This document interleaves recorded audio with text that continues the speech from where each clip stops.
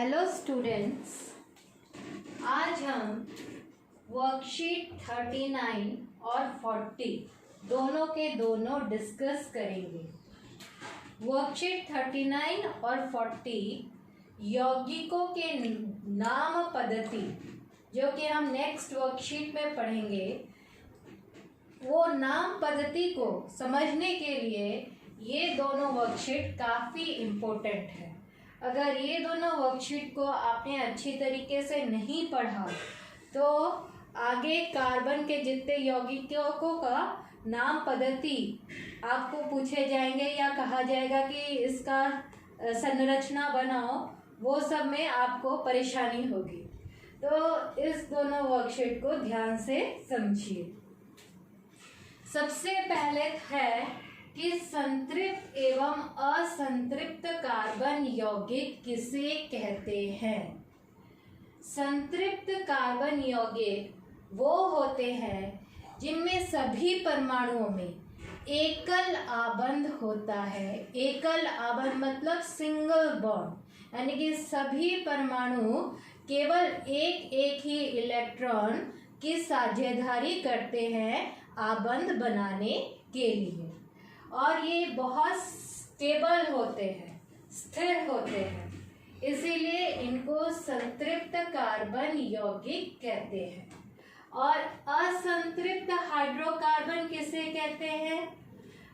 इनमें क्या होता है कि जो परमाणु होते हैं कार्बन का हाइड्रोजन के साथ या किसी अन्य के साथ, उनमें क्या होता है, जो आबंध होता है वो द्वि या त्रि होता है, डबल बॉन्ड या ट्रिपल बॉन्ड होता है, और ये इतने स्थिर नहीं होते, स्टेबल नहीं होते, इसीलिए इन्हें असंतृप्त हाइड्रोकार्बन कहते हैं।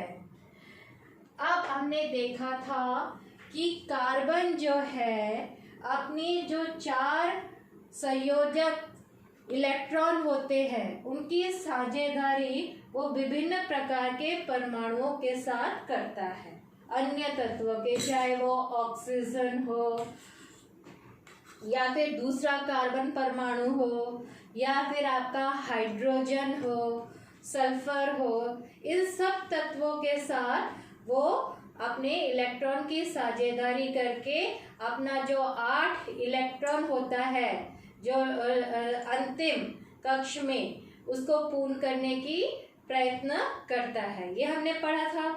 अब है कि मोस्टली अगर वो केवल हाइड्रोजन परमाणुओं के साथ ही अपने इलेक्ट्रॉन की साझेदारी करता है तो उस यौगिक को हम हाइड्रोकार्बन कहते हैं।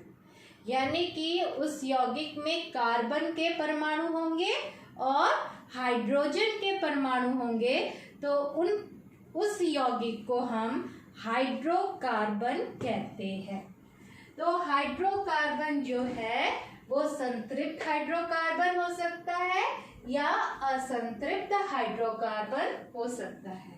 अगर एकल आबंध है तो वो संतृप्त है, और अगर 2 या 3 आबंध है तो ये क्या होगा, असंतृप्त हाइड्रोकार्बन। 2 आबंध कब बनते हैं? जब कार्बन और दूसरा परमाणु 2-2 इलेक्ट्रॉन की साझेदारी करता है। और त्रि आबंध कब बनता है? जब 3-3 इलेक्ट्रॉन की साझेदारी होती है, तब हमारा त्रि आबंध बनता है। अब कुछ उदाहरण देखते हैं, और ये बहुत इम्पोर्टेंट है। केवल हाइड्रोकार्बन को ही लेते हैं, यानी कि इस यौगिक में अधिकतर परमाणु केवल कार्बन और हाइड्रोजन के ही होंगे। तो नाम एवं सामान्य सूत्र, अगर संतृप्त हाइड्रोकार्बन का हम बात लें तो उनको हम कहते हैं एल्केन। एल्केन में आप याद रखिए एन, ये हमें नाम पद्धति के हिसाब से बहुत इम्पोर्टेंट होगा, हेल्पफुल होगा। और इसका फॉर्मूला क्या है? CnH2n+2। अब अगर मैंने यहाँ पर N1 लिया, यानी कि हाइड्रोकार्बन में केवल एक ही कार्बन है, तो क्या हो जाएगा, हाइड्रोजन कितने हो जाएंगे, 2 × 1 + 2, तो क्या हो जाएगा C4। तो C1 अगर होगा तो H कितने हमें चाहिए, 4।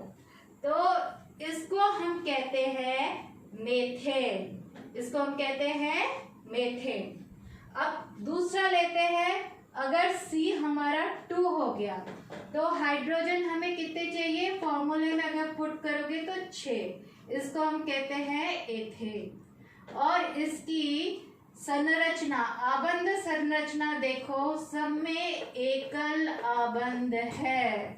आप देख रहे हो सब में एकल आबंध है, यानी कि कार्बन ने अपनी 4 इलेक्ट्रॉन की साझेदारी अपने 3 हाइड्रोजन के साथ किया है और एक अपने साथी कार्बन के साथ किया है। अब देखो प्रोपेन, प्रोपेन में क्या होगा फॉर्मूला, C3 और H हिसाब से 8 हो जाएंगे इस फॉर्मूले के हिसाब से। अब ब्यूटेन देखो, C4, ब्यूटेन होता है C4, तो H क्या हो जाएगा 10, 2 का टेबल चल रहा है देखो, 4 6 8 10। उसके बाद पेंटेन देखो C5H12 और हेक्सेन हो गया C6H14। इसके आगे भी है लेकिन आपको चाहिए इतना भी नहीं। अगर ब्यूटेन तक भी याद रखोगे तो याद रखो, अगर 1 कार्बन है मेथेन, अगर 2 कार्बन है इथेन, अगर 3 कार्बन है प्रोपेन, 4 कार्बन है ब्यूटेन, 5 कार्बन है पेंटेन और 6 कार्बन है हेक्सेन। तो इसमें सब में आपने देखा कि एक ही आबंध है, इसीलिए इसको हमने नाम दिया है एल्केन और ये आता है संतृप्त हाइड्रोकार्बन में। अब असंतृप्त हाइड्रोकार्बन का देखते हैं। इसमें जैसे पहले ही कहा है कि हाइड्रोजन और कार्बन परमाणु में 2 या 3 आबंध हो सकते हैं। अगर 2 आबंध है तो उसको हम कहते हैं एल्कीन। इन पर याद रखिए। और इसका निकालने का फॉर्मूला क्या है, CnH2n। इसमें ना तो +2 होगा ना -2 होगा, इसमें केवल है CnH2n। और इसमें ऐसे द्विआबंध होगा। और 3 वाला को हम कहेंगे एल्काइन। आइन को याद रखिए, आइन। इसमें 3 आबंध होगा और इसका फॉर्मूला क्या है, CnH2n-2। तो फॉर्मूला अगर एल्केन की बात ले तो CnH2n है लेकिन इसमें +2 है, इसमें केवल CnH2n है और इसमें क्या है, -2 है। तो फॉर्मूला जो है, अगर आप CnH2n याद रखोगे तो इस तरफ +2 कर देना, उस तरफ -2 कर देना। तो इस तरफ से आप आसानी से फॉर्मूला भी याद रख सकते हो। अब मेथेन जो है, मीथेन या मिथाइन नहीं होते, एग्जिस्ट नहीं करते, क्योंकि जैसे मैंने कहा है डबल बॉन्ड और द्विआबंध और त्रिआबंध ये तभी होगा जब और एक कार्बन होगा। एक कार्बन में द्विआबंध वो कैसे बनेगा और त्रिआबंध कैसे बनेगा, इसीलिए मीथेन या मिथाइन कुछ भी नहीं होता केमिस्ट्री में। अब हम आ जाते हैं एथेन में। इथेन में होता है इथीन, जैसे मैंने कहा था इन लग जाएगा सबके पास, इन। इसका फॉर्मूला हो जाएगा C2H4। अब इसका देखो आबंध संरचना देखो, यहाँ पर हमने 2 कार्बन लिए, दोनों कार्बन ने 2-2 इलेक्ट्रॉन की साझेदारी की और बाकी 2 बचे, वो एक हाइड्रोजन के साथ और एक हाइड्रोजन यहाँ पर, वैसे एक हाइड्रोजन यहाँ पर, एक हाइड्रोजन के साथ इसने साझेदारी कर ली। अब अगर इथाइन का देखें, इथाइन, तो अगर इथाइन में हमें पता है कि 2 कार्बन होते हैं, फॉर्मूला में पुट करो, 2 2 जो 4, 4 -2 2 हो गया। तो यहाँ पर 2 कार्बन होते हैं, दोनों कार्बन ने 3-3 इलेक्ट्रॉन की साझेदारी की है, तो हमारा त्रिआबंध बना।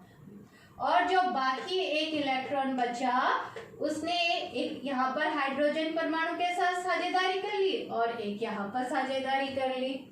तो यहाँ पर इसको हमने एथेन कहा था, इसको हमने एथीन कहा और इसको हमने एथाइन कहा, एथाइन इनको होता है।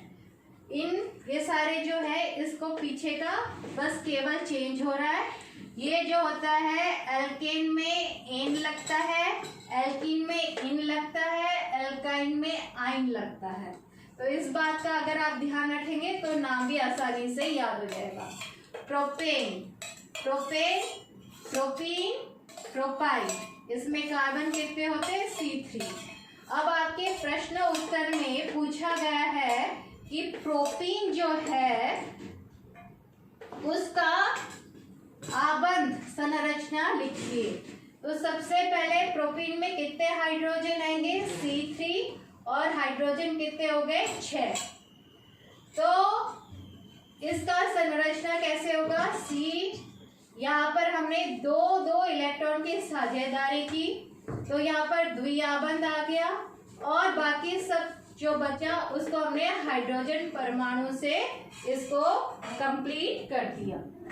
तो ये हो गया प्रोपीन।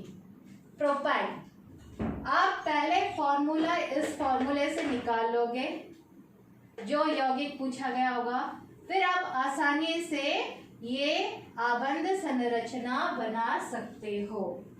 ये हो गया ब्यूटेन, ब्यूटेन को ब्यूटीन, ब्यूटाइन, इसमें 4 कार्बन होते हैं। तो आप इसको प्रैक्टिस करोगे तो ये बहुत इंटरेस्टिंग भी है।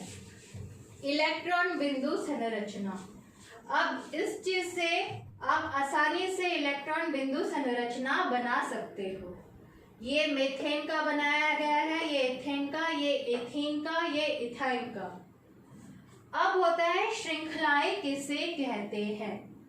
श्रृंखलाएं किसे कहते हैं? ये जो हमने बनाया है आबंध संरचना, ये जो लंबे लंबे ऐसे, इनको हम कहते हैं श्रृंखलाएं। जैसे ये मेथेन का हो गया, ये एथेन का हो गया, ये एथीन का हो गया, ये इथाइन का हो गया। उसके बाद आता है शाखाएं। शाखाएं जो है ब्यूटेन से शुरू होती है। ब्यूटेन में हमें पता है कितने कार्बन होते हैं? 4। तो ये याद रखने, मेथेन में 1 होता है, इथेन में 2 होता है, प्रोपेन में 3 कार्बन होता है, ब्यूटेन में 4 होता है, पेंटेन में 5 होता है, हेक्सेन में 6 होता है। उसके बाद इन आइन के हिसाब से आप हाइड्रोजन निकालोगे। फॉर्मूला आपको पता ही है। तो फिर ये बस याद रखना है कि कार्बन कितने होते हैं, क्योंकि कार्बन तो वही रहेंगे, बस हाइड्रोजन परमाणु चेंज हो जाएंगे। अब है कि ब्यूटेन में हमें पता है 4 कार्बन है। अब मैं इसे सीधा ही क्यों लिखूं? मैं इसे ऐसे भी तो लिख सकती हूँ।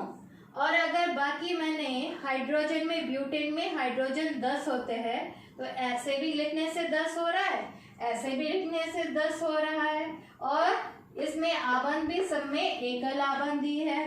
तो इसका आणविक फॉर्मूला जो है वो तो इन दोनों का सेम है, लेकिन इनकी संरचनाएं देखो अलग है। ये श्रृंखलाएं बना रही है और ये सीधा है, और यहाँ पर ये श्रृंखलाएं बना रही हैं। तो ऐसे कोई भी हाइड्रोकार्बन जिसका आणविक फॉर्मूला तो सेम हो लेकिन संरचना अलग हो, उनको हम संरचनात्मक समावयन कहते हैं। अब नेक्स्ट आता है वलय। वलय मीन्स रिंग। अब कुछ हाइड्रोकार्बन जो है ना वो जुड़ के एक रिंग बना लेते हैं, क्लोज हो जाते हैं। एक ऐसे जैसे सीधा है श्रृंखला वैसे ना बना के लास्ट में वो जुड़ जाते हैं, तो ये एक रिंग टाइप स्ट्रक्चर बन जाता है।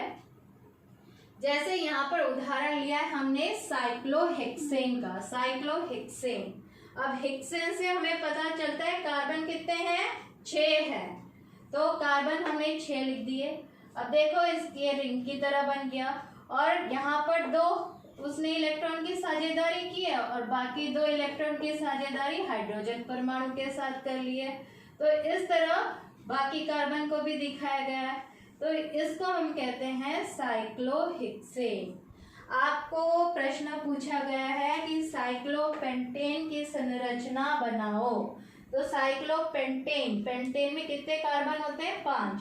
तो हमने 5 कार्बन लिखे और 2 तो वो इलेक्ट्रॉन अपने आसपास के जो पड़ोसी है कार्बन उनके साथ शेयर कर रहा है और बाकी 2 हाइड्रोजन उसने बाकी 2 इलेक्ट्रॉन उसने हाइड्रोजन परमाणु के साथ शेयर कर लिया। तो इसका फॉर्मूला होगा C5H10। अब है कि ये जो वलय होते हैं ना वो संतृप्त भी हो सकते हैं, यानी कि केवल एकल आबंध हो, या फिर वो असंतृप्त भी हो सकते हैं, यानी कि उनमें द्विआबंध भी हो सकते हैं और त्रिआबंध भी हो सकते हैं। ये सब आपके हायर क्लासेस में इसके ऊपर डिटेल में पढ़ा जाएगा। आप बस एक याद रखो कि एक असंतृप्त जो है वलय का उदाहरण है बेंजीन C6H6। इसमें देखो C जो है 6 है कार्बन परमाणु और उसने 2-2 अपने पड़ोसी कार्बन के साथ 2-2 इलेक्ट्रॉन की साझेदारी की है और एक साझेदारी उसने अपने और एक कार्बन पड़ोसी के साथ की है 1 2 3 और बचा चौथा हाइड्रोजन के साथ उसने इलेक्ट्रॉन साझेदारी की है। तो इस तरह ये जो बेंजीन है, क्योंकि इसमें द्विआबंध आ गए 1 2 3 द्विआबंध है, तो फिर ये क्या हो गया? असंतृप्त वलय। अब आज की वर्कशीट में और पिछली भी वर्कशीट में प्रक्रियात्मक समूह के बारे में बताया गया था। अब ये प्रक्रियात्मक समूह क्या होते हैं? कार्बन जो है हाइड्रोकार्बन में जरूरी नहीं है कि कार्बन के साथ हमेशा हाइड्रोजन ही जुड़ा हो। ये हाइड्रोजन की जगह क्लोरीन भी आ सकता है, फ्लोरीन भी आ सकता है, ब्रोमीन भी आ सकता है, आयोडीन भी आ सकता है, ऑक्सीजन भी आ सकता है, सल्फर भी आ सकता है। तो ये जो तत्व होते हैं जो हाइड्रोजन को प्रतिस्थापित कर देते हैं, यानी कि हटा देते हैं, उन तत्वों को हम कहते हैं विषम परमाणु। हाइड्रोकार्बन श्रृंखला से वह तत्व जो हाइड्रोजन को प्रतिस्थापित कर देता है और कार्बन की जो संतृप्ति है उसमें भी किसी तरह का कोई चेंज नहीं आता, वो कार्बन जो है वो संतृप्ति रहता है, स्टेबल ही रहता है, उसको हम कहते हैं विषम परमाणु। अभी हम पढ़ेंगे कि ये विषम परमाणु कैसे कैसे होते हैं। और विषम परमाणु जरूरी नहीं है कि केवल एक ही परमाणु हो, केवल क्लोरीन हो, केवल ब्रोमीन हो या केवल ऑक्सीजन हो। वो ग्रुप में छोटा सा समूह भी बना सकते हैं, ठीक है, और समूह बना के हाइड्रोजन को प्रतिस्थापित कर सकते हैं। यहाँ पर हाइड्रोजन है, जरूरी नहीं है कि केवल एक ही परमाणु आएगा, एक छोटा सा समूह आएगा 2-3 परमाणुओं का और वो इस हाइड्रोजन को क्या करेगा? हटा के खुद उसकी जगह जुड़ जाएगा हाइड्रोकार्बन श्रृंखला में। तो समूह को जो है हम कहेंगे प्रक्रियात्मक समूह। तो अब कितने प्रक्रियात्मक समूह होते हैं, उनका फॉर्मूला क्या होता है, उदाहरण क्या होता है, वो देखते हैं। सबसे पहले विषम परमाणु किसने हटाया? हाइड्रोजन को। तो हाइड्रोजन को किसने हटाया? अगर क्लोरीन और ब्रोमीन, जिसको हम हेलो कहते हैं, प्रक्रियात्मक समूह हेलो, उसने हटाया, तो उसमें हम कहेंगे कि इसने क्लोरीन ब्रोमीन ने हटाया और प्रक्रियात्मक समूह क्या है? हेलो। इसको कहते हैं क्लोरो ब्रोमो। फॉर्मूला क्या है? ClBr। उदाहरण ले लो, यहाँ पर ये है क्लोरोप्रोपेन 1 क्लोरोप्रोपेन। इसके बारे में आप आगे पढ़ोगे। यहाँ पर अगर और एक हाइड्रोजन होता, अगर आप देखते तो यहाँ पर CH3 होता, लेकिन एक हाइड्रोजन को उसने हटाकर उसकी जगह कौन आके जुड़ गया, क्लोरो।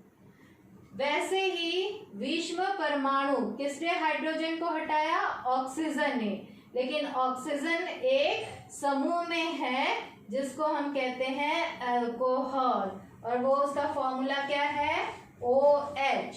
तो यहाँ पर इसी में देखो CH3 CH2, यहाँ पर अगर नॉर्मल होता ये CH3 होता, लेकिन H को किस प्रत्यात्मक समूह ने हटा दिया, OH, जिसको हम कहते हैं अल्कोहल।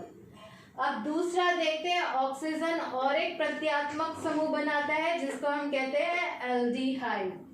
एल्डिहाइड क्या है, कार्बन, फिर इसके डबल बॉन्ड है ऑक्सीजन के साथ, ये H है। ये एक पूरा ग्रुप है जो कि हाइड्रोजन को उस जगह से हटाकर जुड़ेगा।